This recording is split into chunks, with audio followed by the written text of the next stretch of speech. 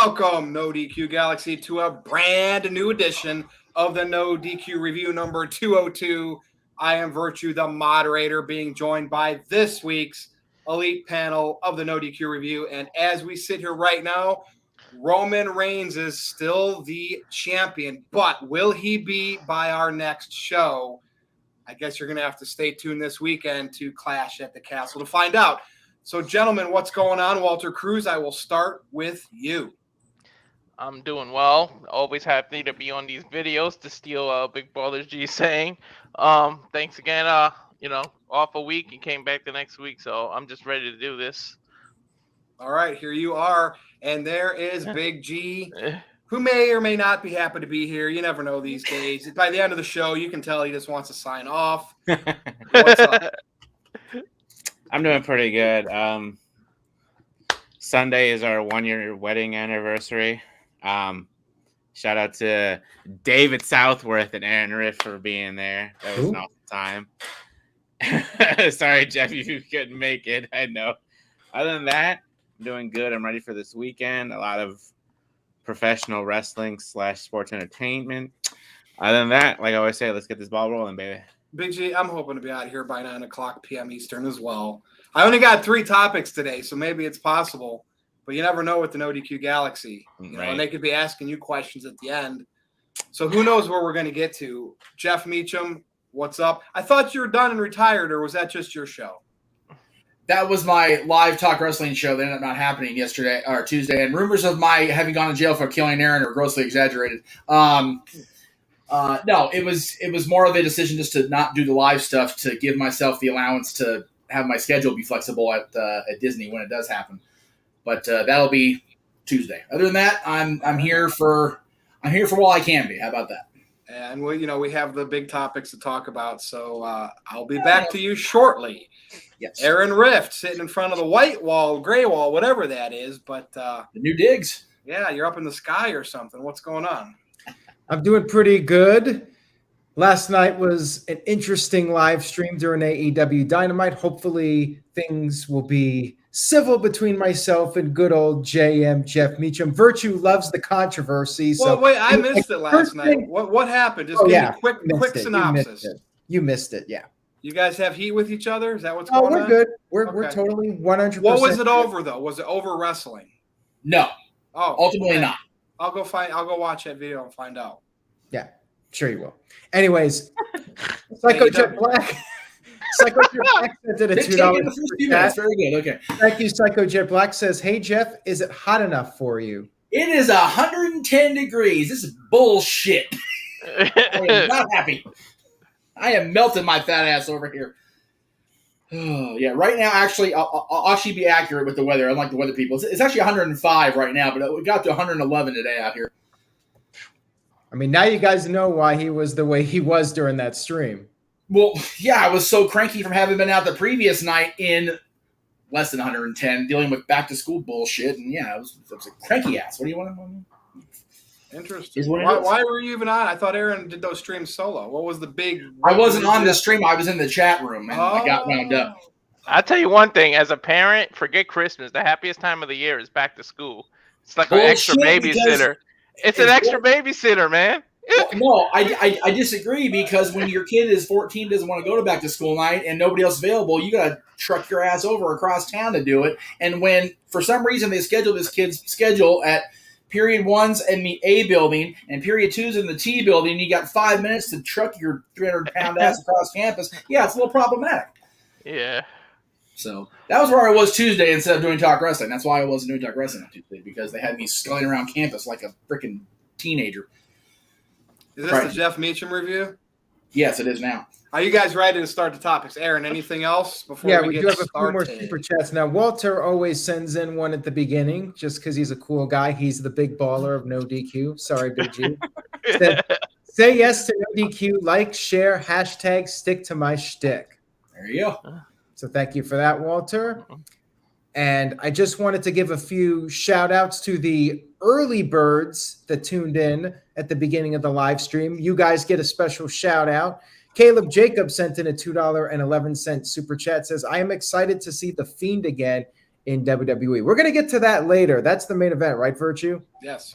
So we'll talk about that in just a little bit. If he does show up, I would be happy to see him, but we'll talk about that more later. Shout outs to Nick Glavin, Philip Sapp, Christopher Steichleather, Jose Garza, Mr. Anderson, Steve-O, of course, and you all are very much appreciated. Daniel Allen, Michael Wayne, Don Bowen, Brandon Simon, and a whole lot of others. So thank Robbie you. Weiss, Colin the Cleaver, Andrew, the rest of the NoDQ team, Mr. Mr. Tito, and right. and Mo Kimra.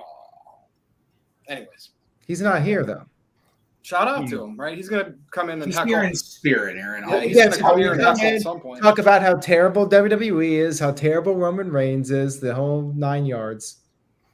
Well, he's gonna miss his first topic, Aaron. Just let me know when you're ready, and I'll get the show going. Let's go.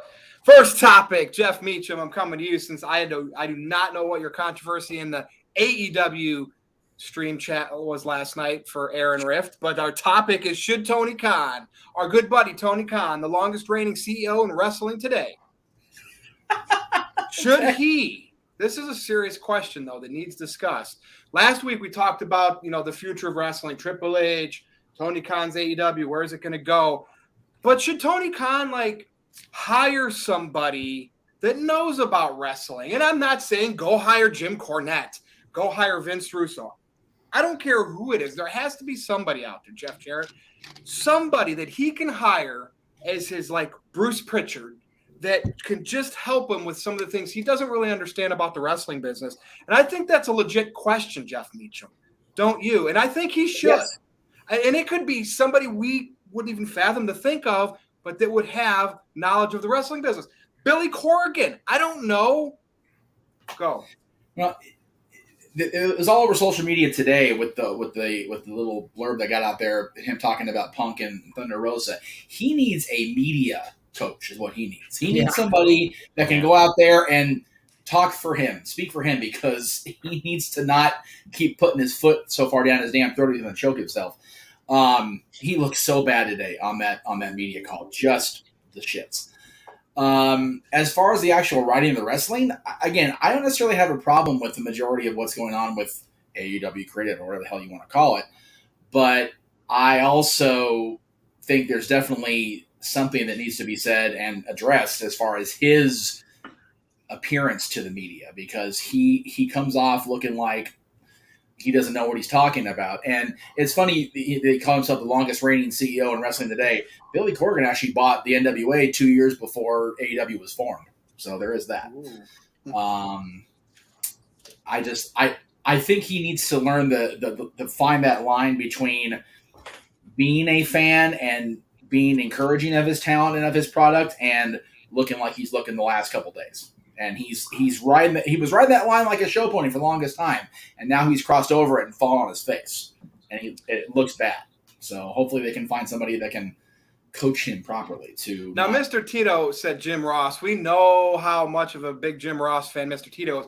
Here's the thing, from my observation, Jim Ross just wants to go in, do his announcing, get out, get checked. He doesn't want that wrestling. 20 years ago, yes, absolutely. Right. Today, no, and I don't know. I just think if he had that one guy that could just tell him what to do, when not to do it on certain things, Tony can still book his vision, book his show. Big G, what do you think? It's Dr. Scoprio made some names up there. You got William Regal back there. Regal's been in the business for a long time, and I'm sure Tony Khan, he takes advice from people backstage, but ultimately Tony Khan, I guess, makes the final decision.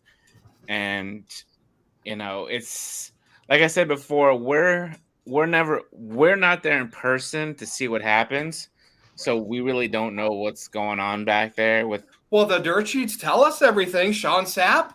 Yeah, come on, man. You got the dirt sheets, but you can't believe everything the dirt sheets say. It's hearsay. It's talk about Josh Mansfield. It's hearsay. Oh, jeez. But yeah, ultimately, Tony Khan, he's been booking AEW now for 3 years now, since 2019. So Most. Oh yeah. And he's still a young guy, and we all know he's a big fan of wrestling, and we'll see what happens here. Hopefully in the next couple of years, and hopefully he does mature a little bit, and gets defines that line between realism and whatever he does on Twitter and stuff like that. So he just not much else to say. And I don't know if anyone's mentioned this or not, and I'm not sitting there talking like Eric Bischoff, Vince Russo. It doesn't have to be any of those guys. No. One name that comes to mind, which would be a hell of a steal, Paul Heyman. But I think he's just like locked into what he does with WWE. Oh yeah. It would take a lot of like jumping through big hoops for that to ever happen. Walter Cruz, anybody in mind? Do you think Tony Khan's doing a fine job, like how he's doing it, and having someone come in would only mess things up? No, Here's the thing. I don't think there's anybody there that's feared, like, or respected. Like Vince was feared and respected. Triple H, is respected. That's the thing. If there is turmoil in the AEW locker room, Tony Khan needs that wrestling mind that tells people like it is, that's not afraid, that knows the wrestling business. Somebody /feared /respected. Like, what do you think? Yeah, that's exactly what I was getting. You need someone that the whole locker room respects so much that they're gonna listen to, and you need somebody. I'm with Jeff. You need somebody who's gonna block Tony Khan's mouth from putting his own foot in it, because he's constantly doing that. You need somebody who's gonna be like, wait, before you say that, you need to wait, and then or somebody who can save face, who's tough enough that, or a distractor, like somebody who can take all the heat and be like, look over here, so that whatever's going on over here doesn't get seen, and Tony Khan can kind of fade to the back a little, and whoever it is can take all the heat. So I pretty much agree with Jeff. Just stop putting your foot in your mouth. Yeah, and again, Walter, how many times during the presidency of 45 did we say, if only he had a Twitter moderator? Oh my God! Yeah, exactly. Tony's not that far off down the rabbit hole, but even still, just take the hands and thumbs off the Twitter, and you're in good shape. Like, seriously. Yeah. So same with Tony. Just Twitter and media calls are his weak points, very clearly.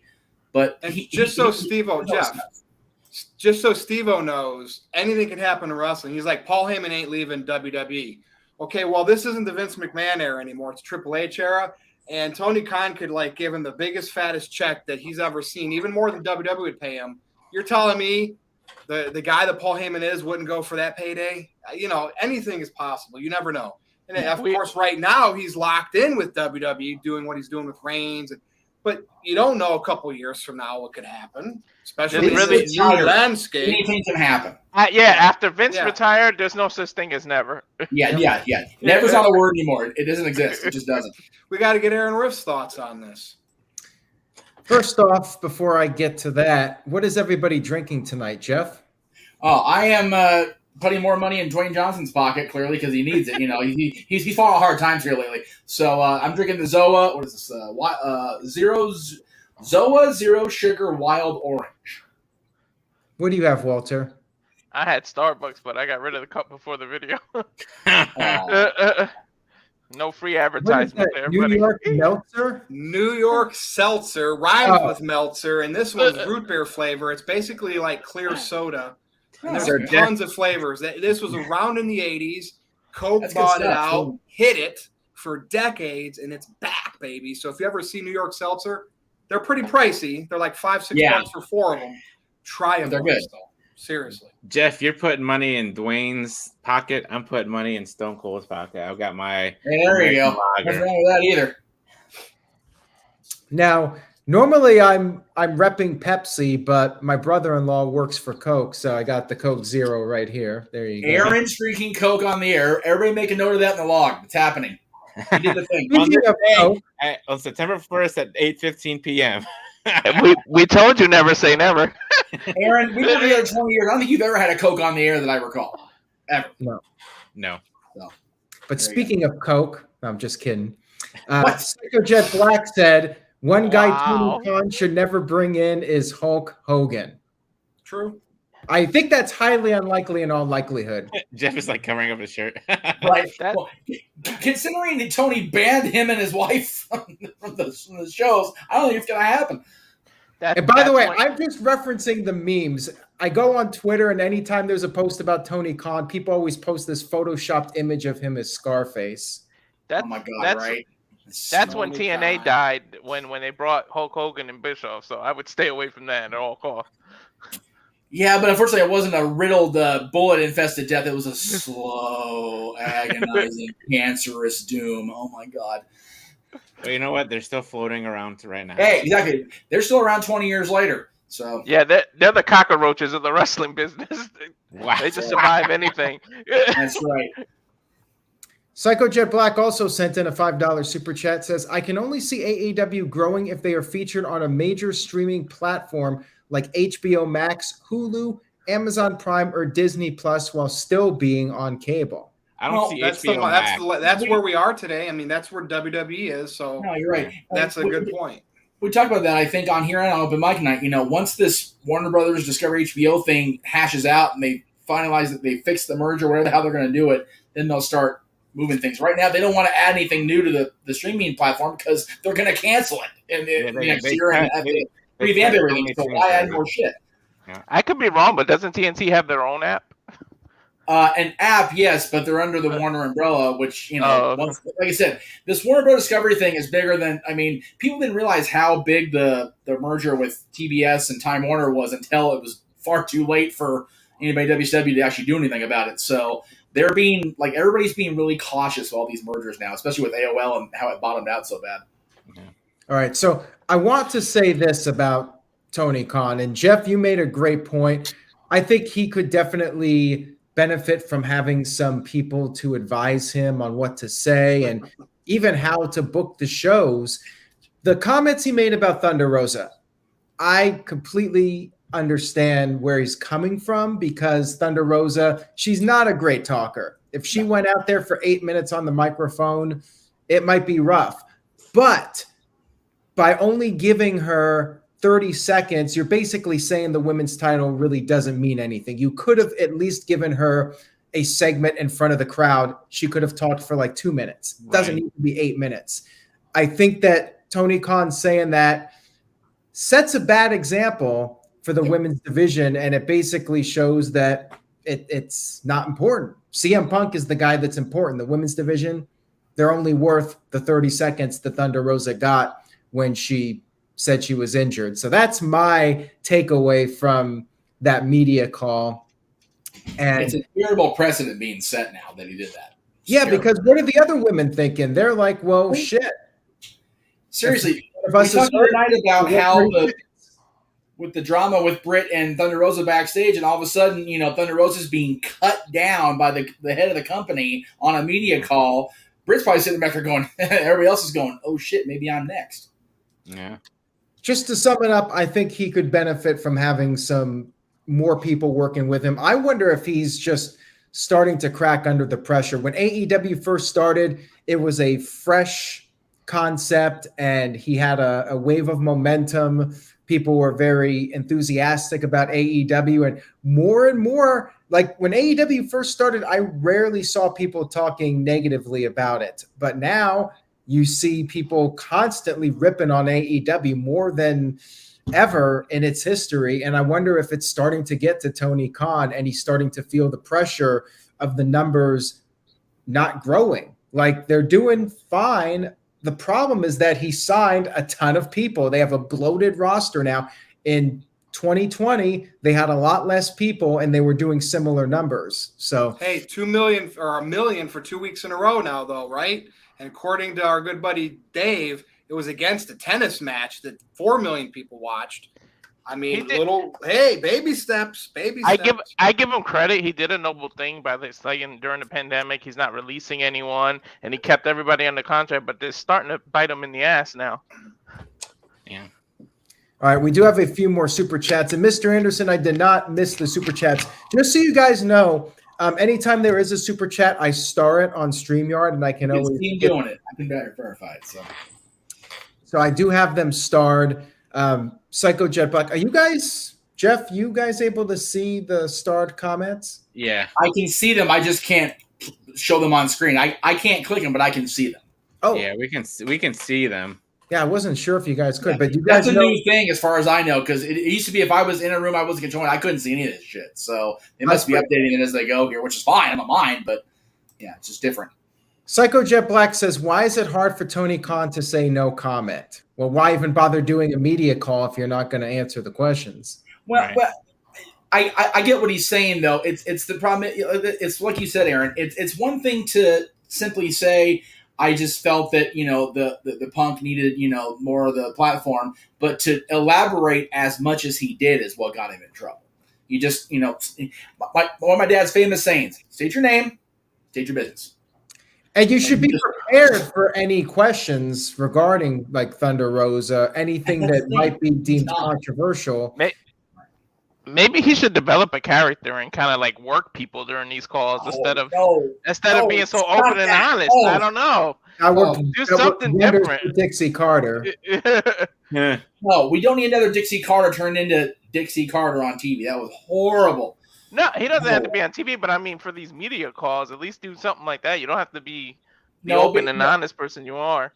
No, because if you notice, when Triple H and before that, when Vince was doing the media calls, you didn't see Mr. McMahon on the media calls. You saw Vince McMahon. Yeah, that's true. And it always went. That was the best part of him being on a media thing in the day. When he went on TV, Mr. McMahon, it was like, oh god, here we go again. But Vince McMahon on the media calls was much easier to deal with.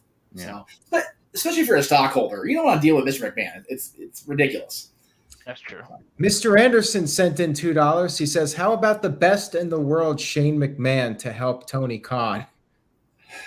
I think Shane wants to do his own thing right now. He wants nothing to do with the wrestling business again. Look, Virtue, we said that when he left in 2010 that he wouldn't come back, that he was happy doing his own thing, and then there he was. And Big G, you said that we're not backstage with him, or we don't like hang out with him in real life, so we don't know that. So we don't know if he still wants to do something in wrestling. True. Yeah. It's in his blood. You're right. They need to do something because what happened was AEW was the new flavor of the month, and it's lost its flavor now. Well, I was going to say, how often were people talking about the other companies in the wrestling world prior to 2019? It was WWE and everybody else. I mean, New Japan got press because they were putting on the shows and getting the buzz, but nobody was talking about Impact as much as they are now. Nobody was talking about the other federations as much as they are now. AEW made people remember, oh, that's right, there's other companies besides WWE, and now, like you said, Aaron, the shine's come off it. It's much more tarnished than it was 3 years ago. The new car smell has worn off. Yes. Yeah, exactly. 3 years later. Hey, Mr. Anderson, Yeah. Mr. Anderson sent in $2, says, "Can't wait for Braun Strowman to return to WWE." Do you guys remember that gimmick, Braun Strowman? Oh my god, I do now that you said it. I think it's safe to say we will not see Braun Strowman again under the Triple H regime, but you never know. I blocked that out of my brain until he just mentioned it again. You're a bad person, Mr. Anderson. Bad. All right, we're ready to move on. And Shanti will get to Shanti. your chat in just a little bit when we get to that topic. So moving on, guys. This topic right here, I really want to get deep dive into this one. Matt Riddle and Seth Rollins. So what I saw on Raw, and it's cool to see them doing stuff outside of the building, right? We got tons of that years and years ago. Do more of that and often. I do enjoy that. But what's happening here? Are they blurring the lines? I mean, the fact that they had Rollins cut the promo about Riddle's ex-wife, which could lead people to, and their first names now, hey, Matt Riddle, people can go Google search. They could see that Riddle was accused of stuff. What I'm getting at is they're bringing some realism, some blurring the lines from what's not real and what is. And I like that. And not everybody's going to know what happened with Riddle. But think about it. If you're a casual fan and you're to see these two guys talking about wanting to fight each other, and then somebody says, well, your wife left you or whatever, people love shows like that. Look at the type of shows that have been popular over the years. They love drama. And I'm telling you what, this is interesting, and we might slowly start to see a side of Riddle that we've all been clamoring for, because he seemed like they did F-bombs that they bleeped out. That's so not WWE, but they did it. Big G, what is your whole take here on blurring the lines? And I think they're really using. Remember how they kind of pulled their match from SummerSlam, and I was like, well, what's going on here? And apparently, we're starting to see it unfold. So, as my father always called it, it's a male soap opera, and this is exactly what we're getting. You know, we're like you say, we're getting the realism, and you guys always know. And I've liked Matt Riddle since he joined up in NXT. And, you know, he had that whole stoner gimmick, and now he's kind of still got it, but now he's being more serious outside of the ring. Because when you know he's in the ring, he's serious. But now with this feud with Seth Rollins, you know, it's become personal for him, you know. And the promo that they shot the other day on Monday, you know, they had a fan out there or whatever, a planted fan with like the cell phone footage of them on the top roof, and the refs happened to be there and security was already there. But, you know, that was cool because we haven't seen anything that like that in a long time. And then, you know, Riddle pulling out that line saying the only man in your family is Becky. And then they come back and they show us what happened off the air, which I don't remember anything like that happening in a long time. But that was pretty cool, you know. Like you said, realism, and I think WWE was missing that for the longest time. Yeah, we like to we people want the Attitude Era back and stuff like that, but we're never gonna get that. We're not gonna get all the larger than life superstars like we did back in the '80s and stuff like that. It's more about the realism now. It's about the social media era. So, and I think that's what we're getting right now with Seth Rollins and Matt Riddle, and I'm sure they went back and forth on Twitter too with this whole thing. So it's very interesting, and with this promo that they did on Monday, made me more intrigued into this match to see what happens, because I'm sure we had talked about it on the predictions. We might be getting another match at Extreme Rules in October. So, see, when you don't need titles, look at Seth Rollins 2022. Mm-hmm. He was used to make sure the WWE Universe accepted Cody Rhodes, and they did, and it worked to perfection. Now Riddle, who was, Orton kind of helped him get over at that mid-card level with the tag team stuff, but now you got Riddle going, hey Randy, look at my scooter, bro, to like being pissed off and dropping F-bombs, even though they're bleeped out. That's a big difference, and that's all I was asking for, right? The people that hate Riddle hated what the bro who the stupid stuff like that, where he sounded like just the fake RVD or whatever. There was nothing RVD about that, right? No. Walter Cruz, thoughts? Yeah, no, I'm liking it. I'm digging this new side. I just wish they would get rid of the word bro, because even though he snaps, he'll still say bro, and it throws it a little off. But it's sad to say the world we live in, drama sells. I mean, you look at the UFC, you look at people like Colby Covington and Conor McGregor, their biggest draws and biggest sellings because they talk the most shit. Yep. And they're these characters. Like Colby almost got cut until he developed this character where he just talked shit about everybody, started supporting Trump, and was this is me, and was just out there. And then that's when he became a big star. And everybody knows the route that Conor McGregor did. Even though he got his ass whooped the last 3 fights, he's still a talker, and everybody still wants to see him fight. It's like Seth. Seth has his own character. Everybody hates him, but you're gonna watch him because you either like him and you want to see him win, or you want to see him get punched in the damn face. So either way, he's in a good spot, because either you want to see him get his ass kicked or you want to see him win. I personally want to see him win. I'm a big Seth Rollins fan, and I love the way he's just over the top with the suits and the outfit. But this is more about Riddle, and I like the serious. If you've seen his career in MMA, he was serious, and he's actually a legit badass. If you watched any of his MMA fights, this dude can fight. So it's nice to see them bring this side of him out and get rid of the stoner. It's less and less. It's still there, like Big G said. It's a little bit still there, but it's nice to see him get serious and get pissed off. Yeah, I should just let him go at it and brawl. No rule. We need a match that has no rules and just see these two go at it. And he could have ended up being a UFC legend. I mean, he had like an 8-3 record, had the most hits ever landed. It's beaten now. But the whole marijuana thing, he got kicked out, so he never really had a career. He could be one of these legends of the Octagon, But now he's in WWE where, right? Jeff Meacham, what do you think here? I actually liked the segment. I found myself surprised. I wasn't surprised when I heard Vince Russo come out and say he's been consulting, and it kind of reminded me a lot of his input, if that is to be believed. So let me tell you this then. You know what? He basically this week he kind of like shat on that whole segment. So is that him trying to divert the fact? Oh, I've been consulting, and they're starting to pick up some of the stuff we've consulted. And granted, whether that's true or not, but it was interesting to note he did not like. Which was strange because that was all kind of a Russo blur the lines thing. Well, he said he didn't like it.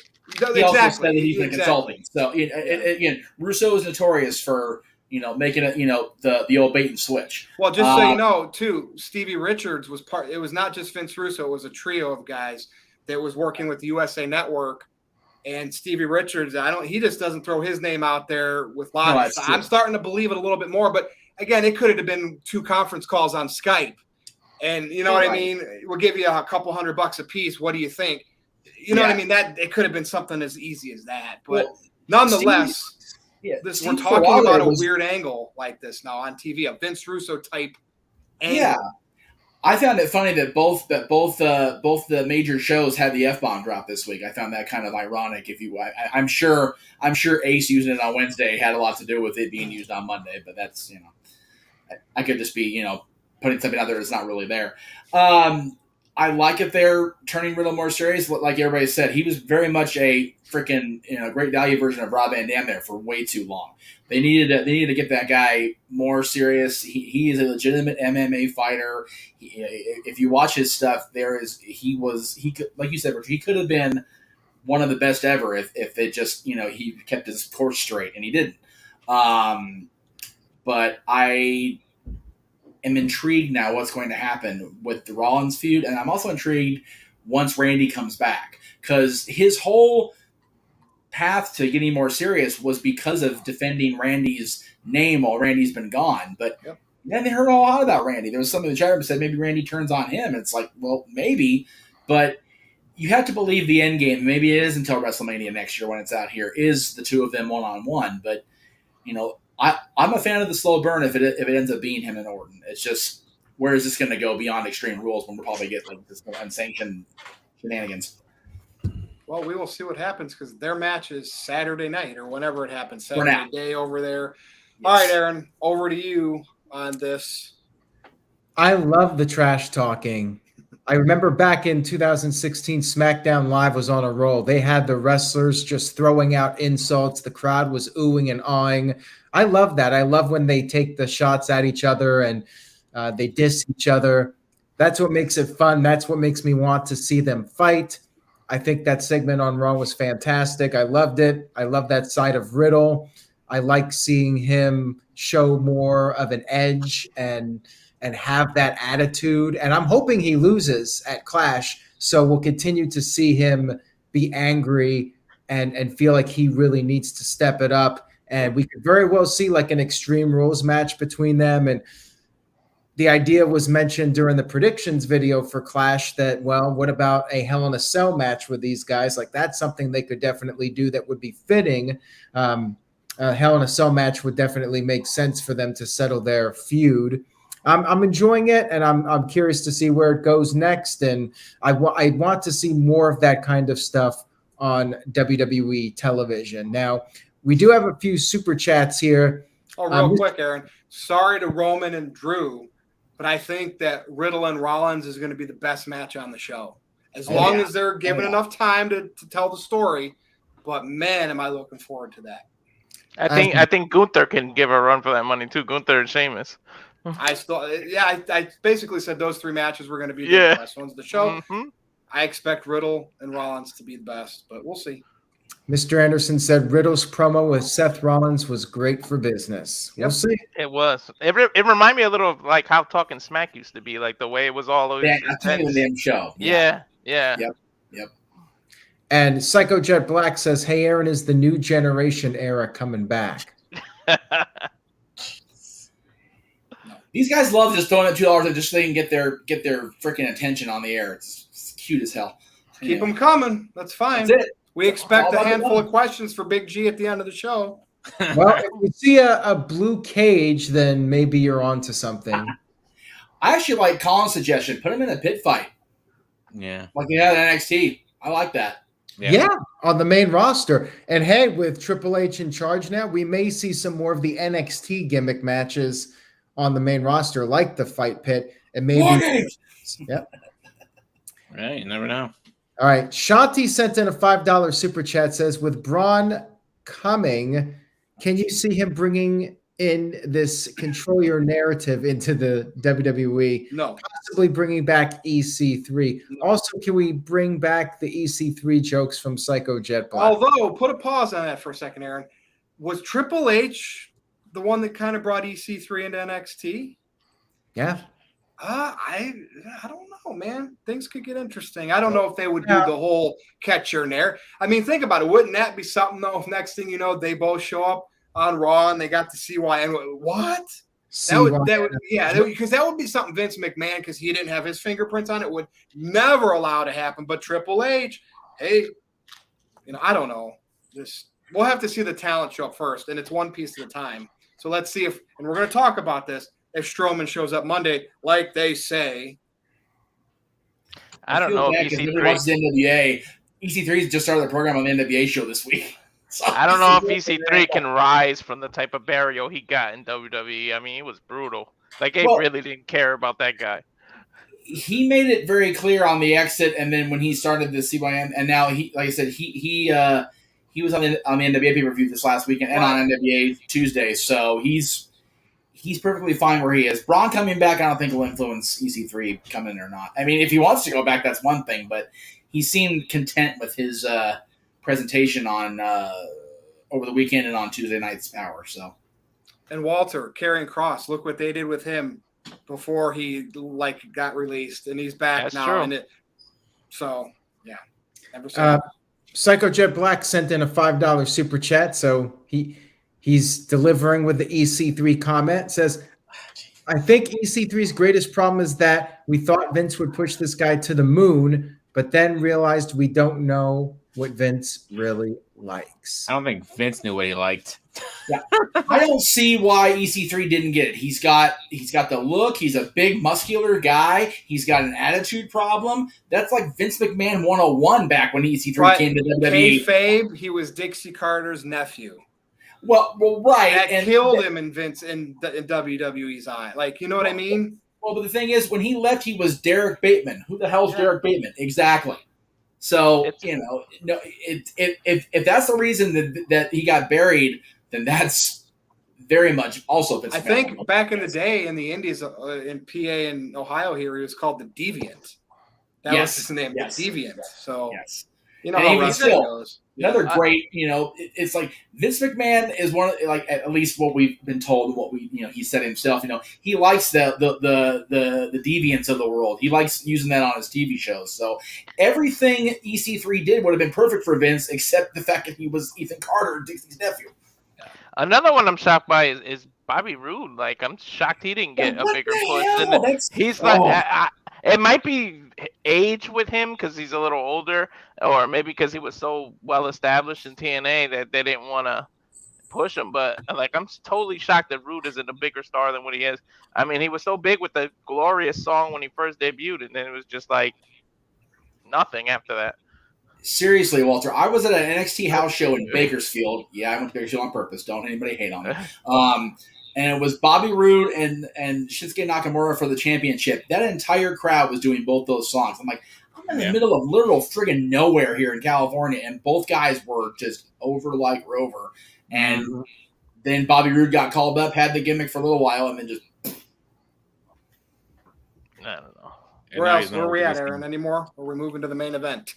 We've already entered it pretty much. Yeah, and so here we are. You saw the title and the thumbnail for the video that Jeff Meacham made. Strowman is rumored to be coming back to WWE. We will see. Of course, we've talked about Bray Wyatt and others. So let's talk about it. Now that it's Triple H's era, he's in charge of talent relations, and they're getting emails by AEW saying, don't tamper with our talent. Who is on the precipice of coming back? to the WWE, in your opinion? Or who would you just like to see? Big G? Well, I can see Bobby Fish coming back now to WWE. Right. You only said that because the contract's expiring? Yeah. And we're having him, he's hopefully still be coming to Celeb Fest 5 in October, I think. Oh, yeah. Hopefully. Who else? I mean, we've talked about Bray Wyatt coming back down the line. I mean, Adam Cole and them, they're stuck in their contracts with AEW for a while. I really don't know who else could come back because Enzo? I was just gonna say that. God damn it, Enzo back. Yeah. Cass is in AEW now. We don't know if he's For got now. a contract yet or anything, or if it's his pay by appearance. But Yeah, I Enzo, can see they Enzo broke coming them back. up, right? So he doesn't need Cass to go back to WWE. No. I mean, Enzo's doing okay on the independent stuff. I mean, They all want to be on the big time though. And he sells merch and he draws and they were going to build a cruiserweight division and house shows around him, dude. I cannot believe it. And he clearly got, that girl lied that was all presented, right? Right. And it's not like he's got Velveteen Dream baggage. Seriously, like I can't believe. And he was a Triple H boy. That guy to me should be on the top of the list, just as a mouthpiece for somebody. Yeah. I think It's get thrown around as a manager. You know what I mean? It's there. Yeah. But Enzo, I mean, all in all, it just depends on when if they want to. I mean, they all want to come back to WWE, but it just all depends on both parties. If Triple H and company want them back, and if the other party wants to come back too. So I would say Velveteen Dream, but now with everything going on with him, that's his own doing. I mean, he could have laid low and cleared up as much as he could have, and he just getting in more trouble. And you know how that goes. And you get a taste of fame, and then you implode, and it happens. Walter Cruz, you look like you have something to say. Yeah, no, I was thinking Velveteen Dream until he just recently got arrested, and he screwed it up. All he had to do was stay clean for a little bit, stay out of the spotlight, and he shot himself in the foot. Once in a week. Less than a week then that Aaron put up that rumor about him possibly coming back. There we go. Yeah, he does. I mean, people were so into his match. Like that to me could be one of the biggest tragedies in wrestling because he blew it. He blew it because of stuff that nothing about the work, stuff outside of wrestling. And he even had Triple H defending him, saying like nothing. These are just accusations. Nothing was proven. There's no reason to suspend him. Like he defended him when all these accusations started rolling in. Yeah. He's like, "Don't believe everything you hear. Like there's no proof." So, but I mean, coming back. I mean, you could do Leo Rush. I mean, who knows? I liked Leo Rush with Bobby Lashley. That was a good pairing. When Leo Rush was Bobby Lashley's mouthpiece, that was pretty good. But I mean, I do eventually MVP was better for it. But the elephant in the room everybody's talking about is Bray Wyatt. That's the biggest one. But I don't want to see him come back as the Fiend. I want him. Let him have creative freedom and develop something else. Give him a lot. Let him have a CM Punk moment. Seriously, exactly. We talked about that, right? Yeah. Let him come out and say what he wants to say on the mic and just take the strings off completely. Let him do whatever he wants to do. And I mean that man, that Wyndham Rotunda he's just too creative. Don't put a staple on him, don't put strings on him, nothing. Just let him do what he wants to do. That's all I can think of. They already brought, in terms of backstage people and legendary people, Road Dogs back. So Triple H is the Click, bringing in Click stuff. So, I mean, who knows if Kevin Nash doesn't pop up with a backstage role out of nowhere. So that's all I can think of. Dude, and it's funny, like Strowman can show up. He's big, whatever. You know how they've always had their big monsters, and, they booked him horribly for so long. And I don't know if it was his fault for not being able to go with Brock Lesnar and whatnot, but you can always give somebody a second chance. It's not like he's got Ryback heat. But like seriously thinking about Bray Wyatt, like you think of how Gargano got that reaction in Toronto, and it's just Johnny Gargano, right? King of the Indies. Could you imagine just like an arena in a big town, and then like the lights go out, and you just start hearing the whole world in your hands singing, or kids come out and start singing it again, kind of where Bray started getting big with that part of that gimmick. and then he comes out and he just shoots as Wyndham Rotunda, Yeah. whatever. Like that to me is wrestling magic, and Triple H has to effing know that. Yeah. Like seriously, guys. And I would love it. F. I would love it if he brought his brother back and they just did some kind of team thing too. If Bo Dallas came back, not as Bo Dallas, but as Rotunda, as his real name, and they were just together, and they were just like these shoot people, and you just let them do something like the real Wyatt family, the Rotunda family, and maybe IRS comes back as their mouthpiece. You don't know. There you go. Yeah. All right, Jeff Meacham, over to Mike you. was on never this. exactly the most charismatic dude on the planet either, even when he was Mike Rotunda or IRS. He wasn't exactly Mr. Charisma. But, yeah, Virtue, I agree with what you said. They need to, have the music play, have the whole Bray Wyatt thing, and then when he just walks out there, pulls CM Punk and just goes, all right, so here's the deal, and just and pulls the trigger. That's what he needs to do. You guys mentioned, Taylor, but Bo Dallas, like, yeah, you guys screwed my brother over, and it just completely go down every rabbit hole you could possibly find. And dude, and even be corny like this. Dude, have like Bo Dallas just storm the ring one of these days and like go nuts and he's coming. Why? Like Scott Hall kind of promote it, and then next thing you know, I'm not saying do NWO because the Wyatts were, but like now you're talking about holy crap, who? Bray. Everybody's talking about Bray, and then maybe have Strowman come in next. The pieces are there. Yeah, it's just you would think they could figure out how to put them together. That's what they're catering to wrestling fans with the wrestling matches, right? So let's just spice it up a little bit more and have some like anticipation and excitement of who could be coming back or who's coming next. Like let's not just rely on Goldberg and Brock Lesnar. You know what I mean? Yeah, I would say build it. I'm not suggesting this exact angle because God was that awful in execution, but kind of like they built up the arrival of Immortal, where Abyss was saying they are coming, they're going to, 10, 10, 10. Just have this build where you have Bo coming back and doing, like you suggested, saying, he's coming, having Strowman show up, not even mention Bray, just have Strowman come back and do whatever they're going to have Braun Strowman do anyway, and then all of a sudden Bray's there, Survivor Series, Rumble, whatever the case may be, and then just turn him loose. Yeah, you can even do what you did with Edge with those kind of vignettes. Yeah, it's one of those. It has to feel organic. Like if people are gonna get force fed the video packages for 6 weeks or however many years it took freaking Veer to finally come on television, like that's gonna drive everybody crazy. Like I hope to God they learn from that lesson because all that guy is now is a meme for us to attack every single week right here at NoDQ.com. That's all that guy is now. That's seriously true. So true. It's horrible. The guy, I mean, granted, I don't know where his talent level is. I really don't care. But they out-trolled themselves on that. They can't do that with a Bray Wyatt or a Wyndham Rotunda, whatever you want to call him. He's too talented and got too creative a mind. Virtue, you've been a fan and you've had the mind about his character being great for horror movies. I think that if he has the same kind of mindset as Raven did. And I think if Scott Levy had come into the company with a much clearer head, I think Raven could have gone so much farther when he. Well, that was Raven's heat with Vince McMahon. He was too creative for himself. Even going back to Johnny Polo, and maybe hang out with Shane McMahon too. But he was, you come in being smarter than the business. That's Vince McMahon doesn't like that. And I think that's one thing that killed Bray Wyatt backstage. Because I think he pushed back. Yeah, because he's so creative, and that's why. But guess who's not in charge anymore? Guess who is? Guess who I think will listen to the workers' ideas more? Triple H.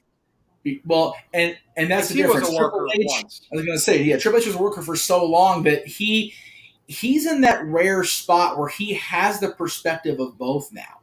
Yeah. Did you ever think Hunter Hearst Helmsley, the Blue Blood, would have been a crotch chopping degenerate?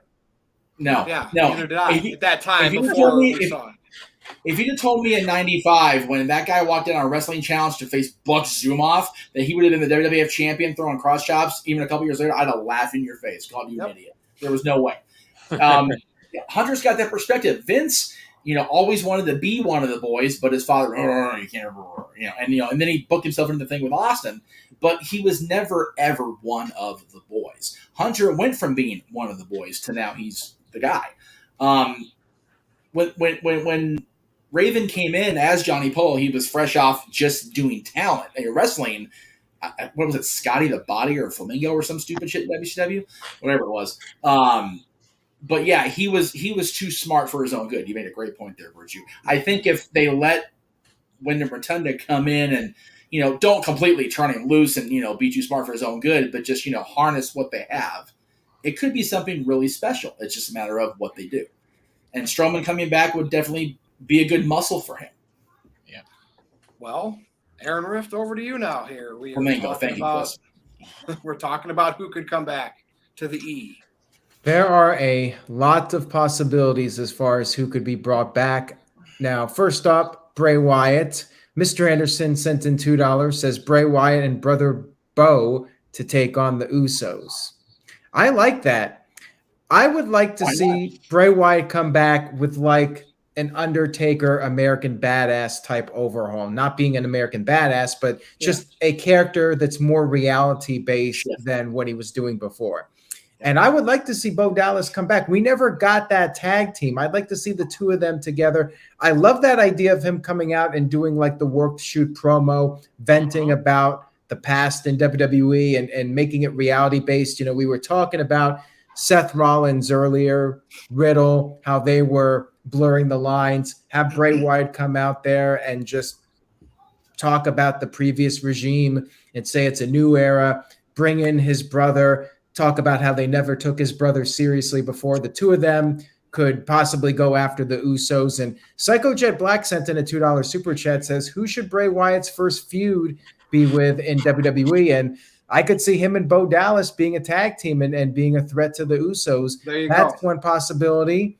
And Aaron, look at the Shield and the Wyatts. That was like a tag team, faction versus faction thing. You tell me Bray and Bo come back and you're feuding against the Bloodline wouldn't be entertaining? Hell yeah, it would. Imagine a triple threat: Bo, Wyatt, the KO, Sami Zayn, and the Usos. Can you imagine the popularity that match would get?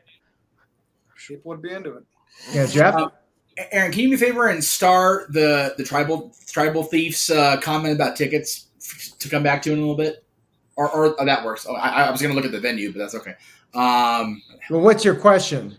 Well, it's not a question; it's a comment. This is a ridiculous comparison. It's a horrible comparison. They're in a stadium for WWE. 8,500 tickets sold out of 10,000 for AEW. Oh no, they're failing, dude. The narrative is idiotic if you're spinning it that way. That's a horrible take. Horrible take. Go ahead. Well, I think his point is that AEW hasn't been running any stadium shows. Oh, okay, and that's fine, but but the way he phrased that, it's very much like what Tony did, as far as the saying it the wrong way. Yeah, they have 8,500 or 8,200 tickets sold. It's only a 10,000 seat arena, but yeah, they sold 10,000 years ago. WWE's got 62,000. They're in a stadium, and I don't think the stadium's 100% sold out yet. And if I'm wrong, I'm wrong. I will own that. But I don't think AEW would even try a stadium at this point. No, of course they would. Have access to Jacksonville and yet nothing yet. So. Yeah. I mean, they literally are on the same umbrella as an actual football team with their own stadium, but they're not going to try to run the Jacksonville Jaguars stadium yet. They'll probably sell more tickets than the Jaguars. I think the Jaguars need to sell out that stadium before a wrestling show can try to sell out that stadium. Right. But again, my point is the freaking comparison just doesn't line up because they're not the same thing.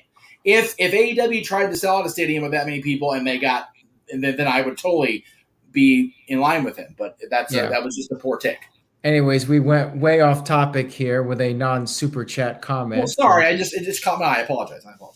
As far as other potential people showing up, there's a lot of possibilities. Braun Strowman. My question is, what can you do with him that hasn't been done already?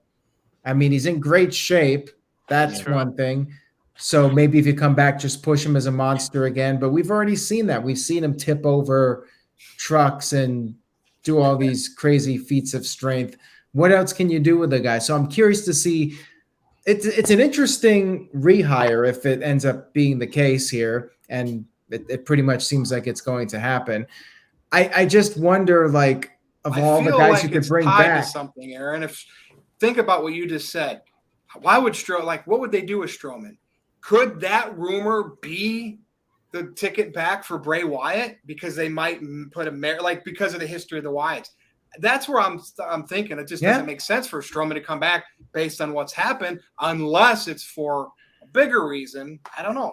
Oh, you might as well I bring like your idea, Virtue, of having him and Bo both slowly reveal that it's Bray.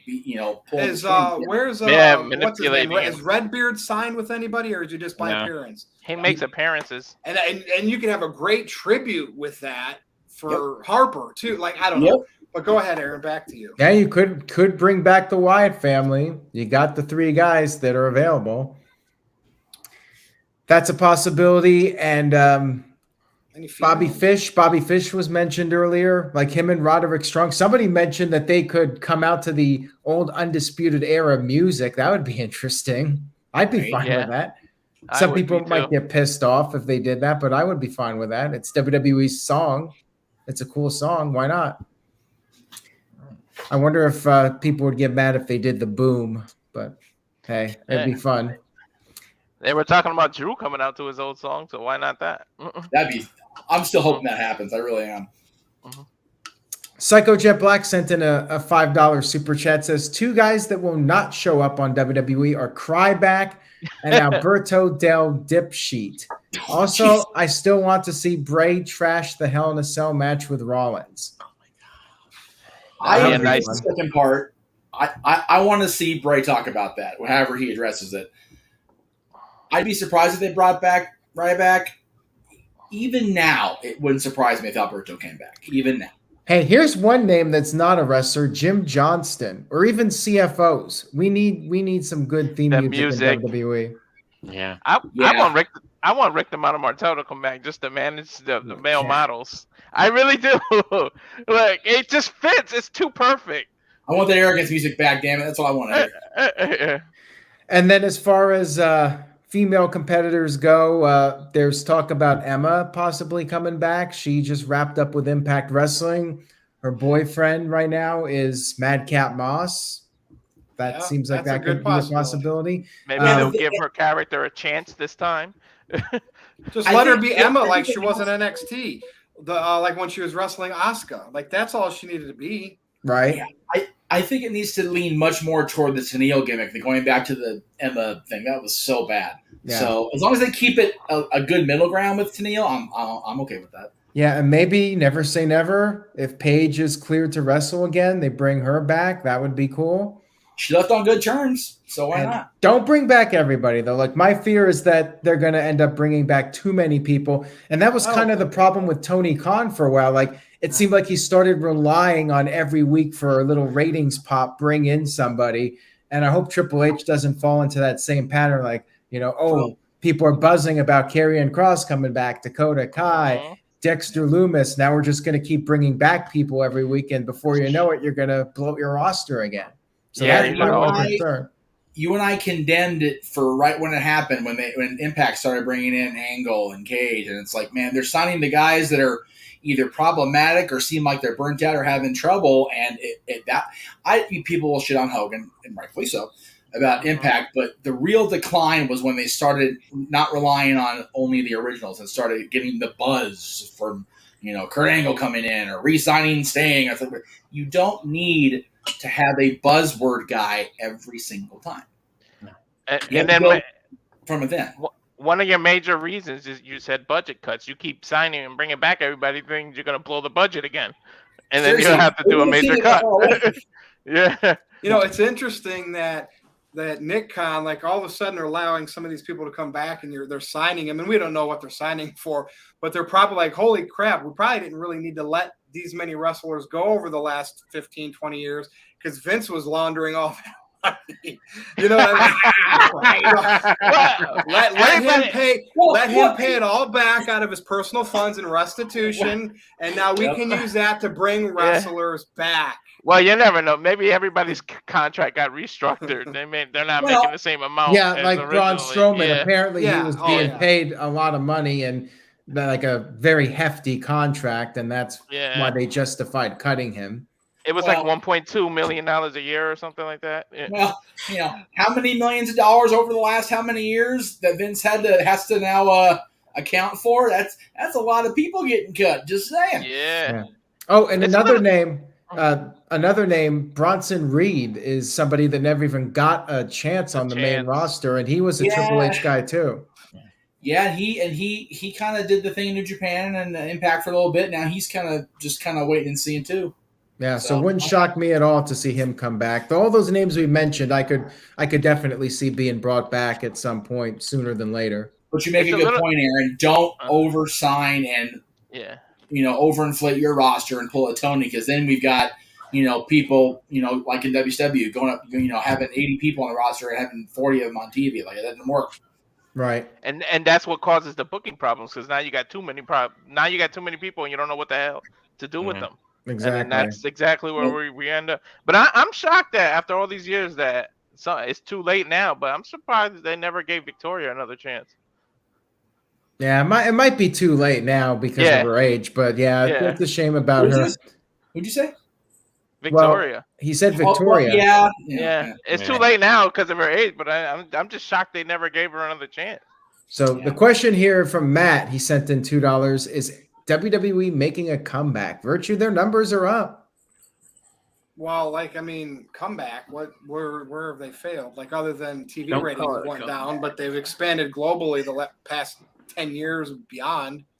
So, I don't understand that, like, comeback, or you just mean like over 2 million again. So yeah, that's a comeback. Right? Okay, well, now Raw was down to what, 1.5? Yeah, they were 1.45. Yeah, almost to AEW's max on their debut show. So from that aspect, the people that were pissed about the NXT, that little group of fans are coming back to watch because now Triple H is in charge.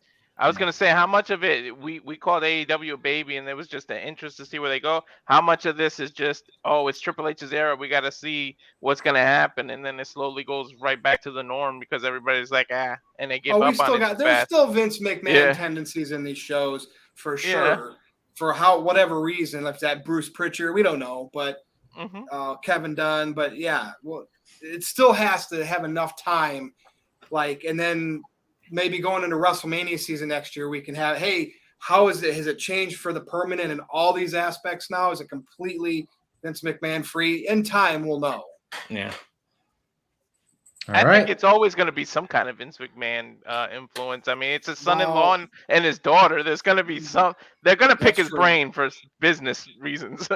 Maybe. Never know. Aaron, are we caught up on Super Chat? Yep, we are. Done. All right. Well, all right, you know what time it is. We're going to go around and do our plugs, and maybe we'll get out of here, which is what I'm hoping.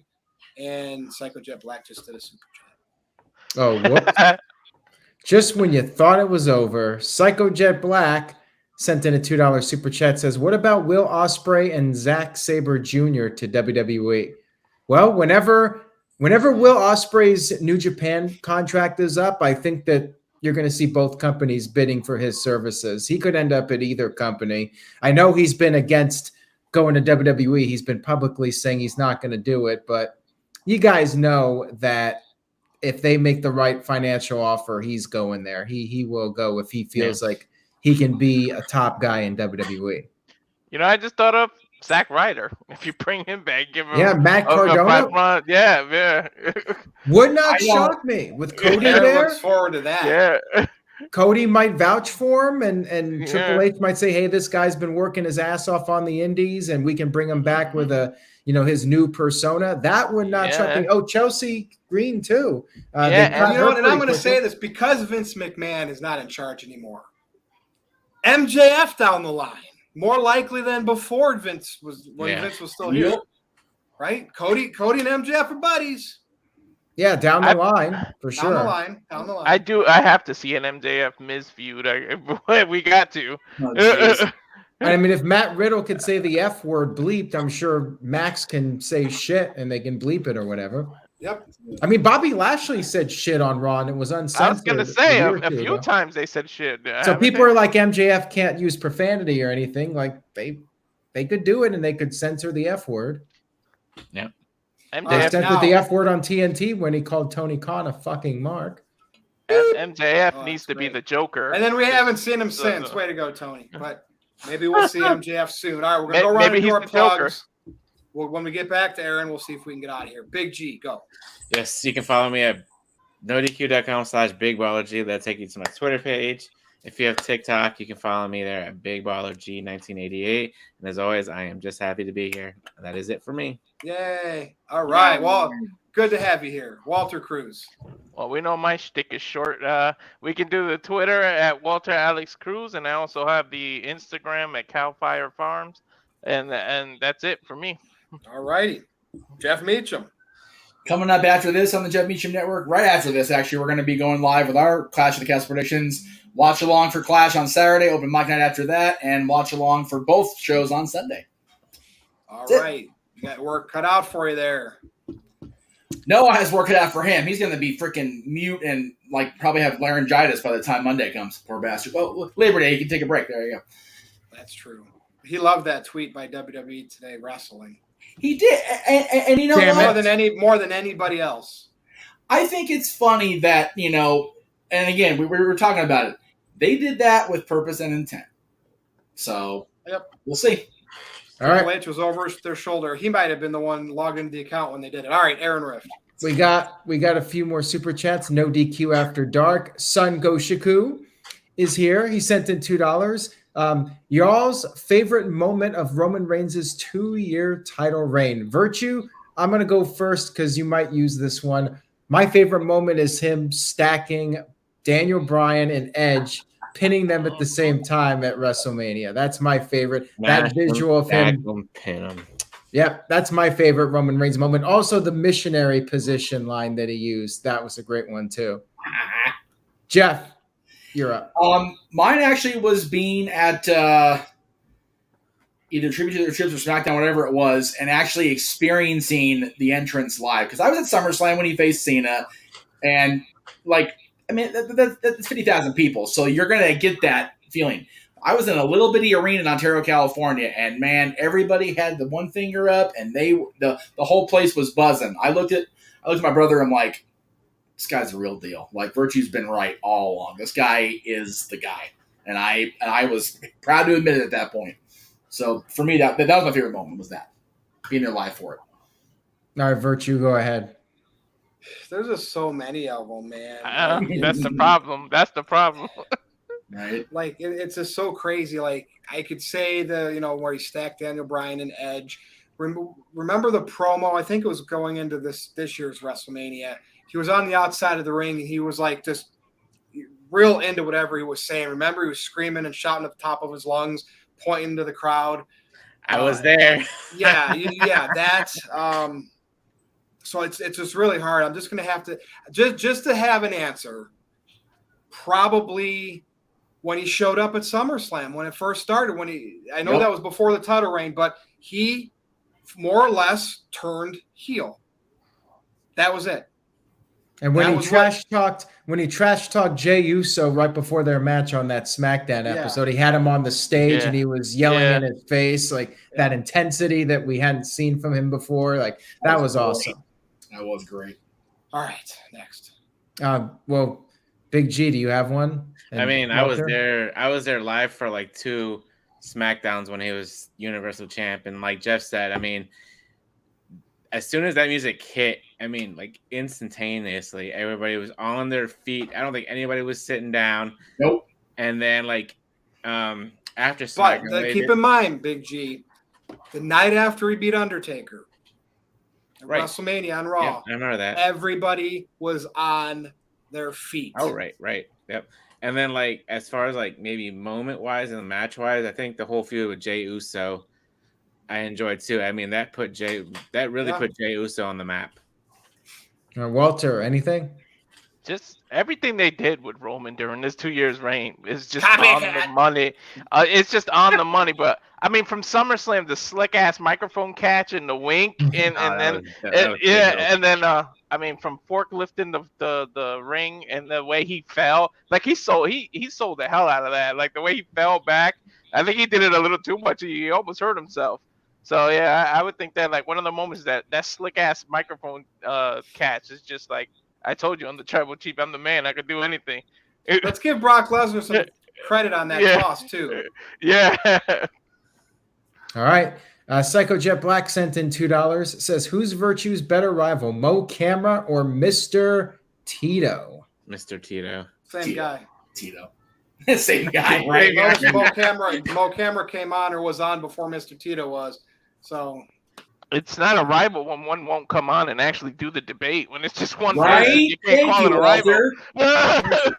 By the way, I like BTH's comment about Roman picking on Theory after Vince retired. That was great. Oh yeah. Yeah. That was pretty good. cool. Yeah. A little bit inside Daddy's not baseball. here That was anymore. great. All right. Psycho Jet Black sent in $2. Big G, who was the third WCW Cruiserweight champion? All right, going to WCW, which I really don't. Now, wait a minute. Does this count the light heavyweight title? Is this the official Cruiserweight lineage? Just Trying to cruiserweight. think of Cruiserweight champion. back in the day. I'm just going to say Lionheart Chris Jericho. I have no idea. I'm gonna go with Dean Malenko. Do you know, Jeff? G's actually closer. It was Mysterio. Okay. Oh my god, I knew The it. night after Bash at the Beach, actually on Nitro. Okay. Was Mr. JL ever the Cruiserweight champion? No, he didn't win a light heavyweight championship until he went to the WWF. Actually, Oh, my bad. Okay. Psycho Jet Black sent in a $2 super chat. Says, Big Jesus. G, what was the main event of Halloween Havoc 97? I think I know. Somebody with Hogan. Hogan. Well, I mean, Hogan. that's a good guess, you know. I think it was Hogan versus Piper, Age in the cage.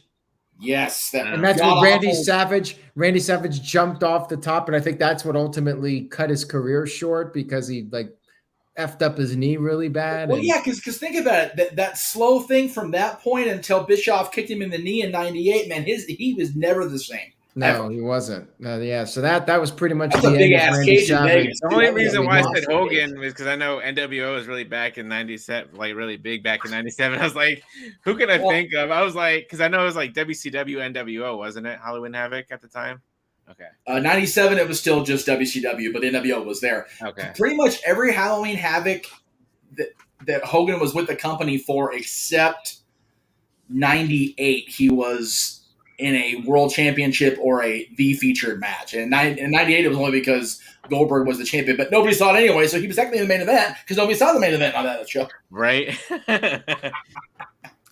All right, so we're caught up now. Virtue, we can go ahead and wrap it up. NoDQ.com. We'll keep everybody updated this weekend. Live results coverage of all three big shows we got: Clash at the Castle, Worlds Collide, and All Out. NoDQ.com. Virtue. Follow me on Twitter at NoDQ_virtue, right? Just so I can piss you off and you can block me. Go to NoDQ.com/merch and get great merchandise like that. I'm sorry. And on the back, it does say NoDQ Virtue on it as well. And that's it. This has been the NoDQ review number 202. Jeff Meacham has been on, Walter Cruz, Big Baller G, and of course, Aaron Rift. And I am Virtue. And you know what? Oh, there's another super chat. Psycho Jet Black with the $2 super chat says, Big G, who was the NWA champion at the end of 2000? What the fuck? No, this one should. I don't know that one either. Dan Severn? No, not yet. No, I don't know. I mean, wasn't Ken Shamrock like NWA champion 2002 with TNA? Yeah. Or NWA? I think I know that. I wouldn't I even double know. check my own memory banks here because Don't ask me. I wouldn't even know. Didn't Yeah, Ron, what's his name? I want to say R-Truth, oh but he was wow, Ron yeah, I was Gilling. way off. Never mind. Who was it, Ron Jeff? Gillings win? If anybody remembers, if you were a WCW 2000 fan, member of R&B Security himself, actually during R&B Security, he was the NWA champion, the Colorado Kid, Mike Rapata. Oh wow! I don't know who that. I have no idea What? who that is. Yeah, Did the he was person actually asking part the of- question even know that? Yeah, Right? yeah, he was actually part of R&B Security while he was NWA champion. Well, there's a fact about wrestling I never thought I would know. There you go. So Greg Cherry and the Gauntlet. Get ready for that because that's going to be part of the thing. All He right. lost his gun out. There you go. Virtue, we're ready to wrap it We're all up. set. This has been the NoDQ review number 202. You guys in the field. Thanks for watching, listening, whatever. We'll be back next week. Later.